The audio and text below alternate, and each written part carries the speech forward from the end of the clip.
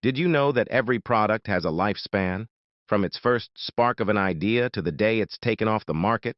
Today, we'll dive into the stages of a product's life and explore how each stage shapes what a product becomes. Welcome back. In this episode of Product Management Basics, we're talking about the product lifecycle, a framework that helps product managers guide products from inception to retirement. Understanding this life cycle is crucial for making strategic decisions that keep the product relevant and successful. The first stage is the development or concept stage, where ideas are born and evaluated. At this point, product managers are focused on understanding market needs, conducting feasibility studies, and setting initial goals. Once the product is ready, it enters the introduction stage. Here, the PM's goal is to bring awareness to the new product, focusing on marketing, early adopters, and gathering initial user feedback.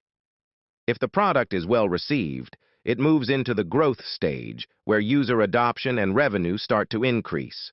The product manager's role here includes scaling the product, improving features, and possibly expanding to new markets.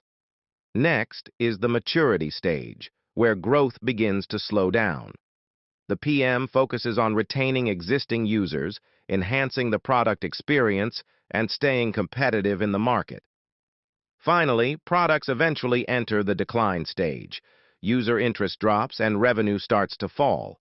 At this stage, PMs must decide whether to retire the product, reduce support, or pivot to new features that revive interest.